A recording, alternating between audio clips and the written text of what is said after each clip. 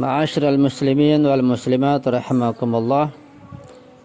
Apa yang dapat kita simpulkan dari ungkapan dan kata-kata Imam Ali Zainal Abidin alaihissalam adalah bahwa beliau menganggap hak tuan itu, hak majikan itu sama dengan hak penguasa, hak sultan. Namun majikan atau tuan itu memiliki hak utama, yaitu kewajiban atas budak. Hak ini adalah bahwa budak itu harus menaati tuannya. Tepat sekali pada saat ini untuk membahas asal-usul perbudakan dan akar-akarnya insyaallah. Tentu saja di sini masalah kepemilikan yang dibahas bukan hanya masalah perbudakan. Kita akan bahas masalah sejarah perbudakan. Tidak jelas benar dalam sejarah mengenai dari mana perbudakan berasal dan kapan awal munculnya perbudakan tersebut, serta berbagai pemikiran mengenai akar-akarnya. Montesquieu mengatakan berikut ini mengenai faktor-faktor yang berkontribusi terhadap munculnya perbudakan sebagai berikut. Itu terdapat di dalam kitab Ruhul Qawanin halaman 308 sampai 413.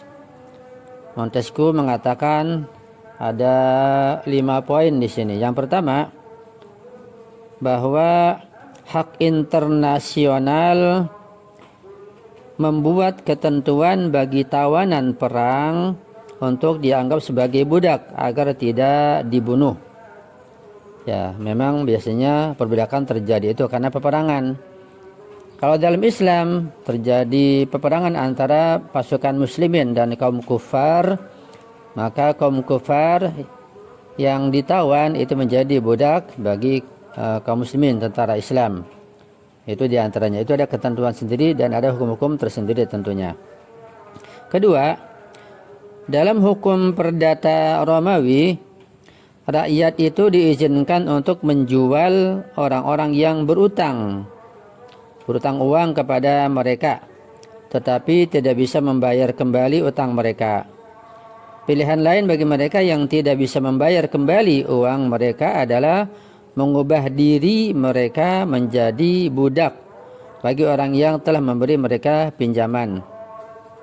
Misalnya katakanlah si A memberikan pinjaman kepada si B, katakanlah misalnya 10 juta, 20 juta begitu. Kemudian si B ini tidak bisa memberikan melunasi pinjamannya kepada si A. Maka nanti diputuskan bahwa si B harus menjadikan diri sebagai budak kepada si A karena tidak mampu melunasi hutangnya. Kira-kira begitu. Itu juga terjadi perbudakan karena masalah hutang. Ketiga, hukum alam membuat anak seorang budak dianggap budak. Hal ini karena anak itu tunduk pada kondisi yang sama seperti ayahnya. Ini tentu bukan hukum Islam ya. Ini beda tentunya.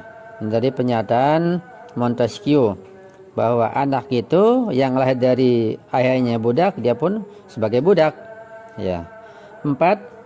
Hak perbudakan berakar pada penghinaan suatu bangsa oleh bangsa lainnya karena perbedaan adat istiadat dan kebiasaan mereka.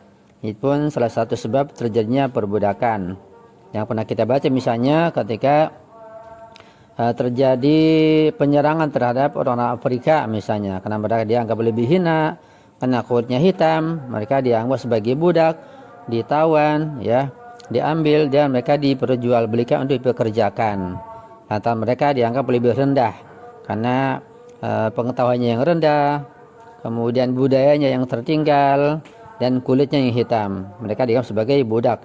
Itu karena mereka bangsa yang lebih rendah, dianggap lebih hina, dan adat istiadat mereka lebih rendah dibanding orang-orang Eropa. Ini pun sebab terjadinya masalah perbudakan.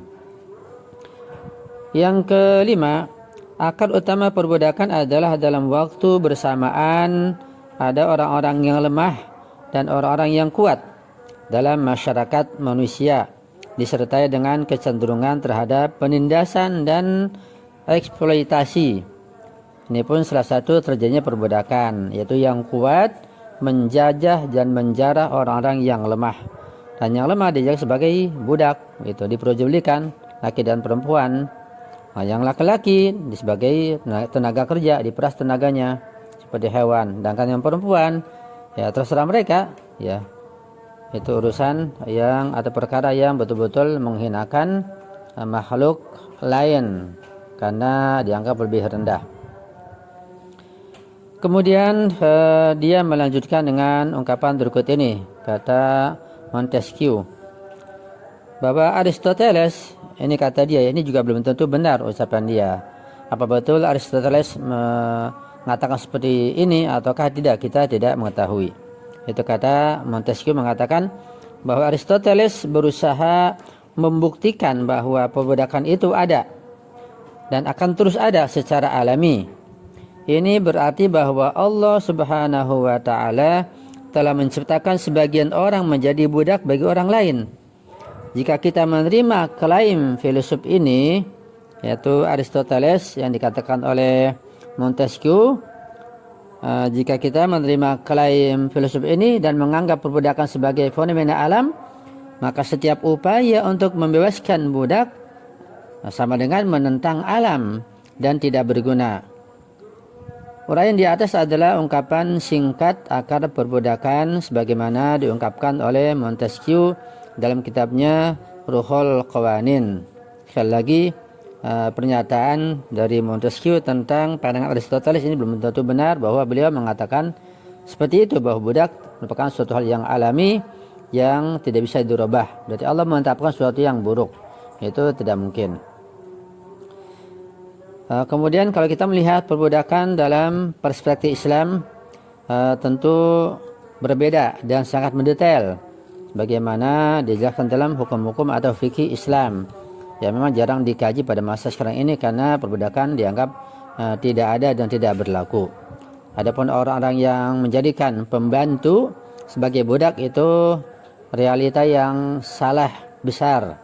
Ya, mereka bukan budak, ya mereka sebagai pekerja. Walaupun sebagai pekerja rumah tangga, itu bukan budak dan tidak memiliki hukum-hukum budak, ya. Menurut Islam dan menentang pandangan Aristoteles, manusia dilahirkan bebas dan perbudakan bukan merupakan fenomena alam, ya. Jadi manusia apapun sukunya, bangsanya, rasnya, kulitnya, sekalipun dianggap hina, kulit hitam legam misalnya, dilahirkan dalam kondisi bebas, bukan sebagai budak, ya, tidak terhina di sisi Allah. Imam kita Imam Ali alaihissalam berkata, "An-nasu kulluhum ahrarun illa man aqarra ala nafsihi bil ubudiyyati." Artinya bahwa semua orang itu, semua manusia itu dilahirkan dalam kondisi bebas, ahrar, tidak terikat dengan apa-apa, kecuali bagi mereka yang salah menyatakan diri sebagai budak. Nah, itu sudah lain. Ya, jadi pada intinya manusia adalah bebas. Ketika lahir tidak ada yang diperbudak, gitu. Tidak ada ikatan dengan yang lainnya. Bebas di sisi Allah Subhanahu wa taala. Juga beliau alaihissalam mengatakan, "La takun 'abda ghairika wa qad ja'alaka Allahu hurran." Imam alaihissalam mengatakan, janganlah engkau menjadi budak bagi orang lain, karena Allah telah menjadikanmu sebagai makhluk yang merdeka.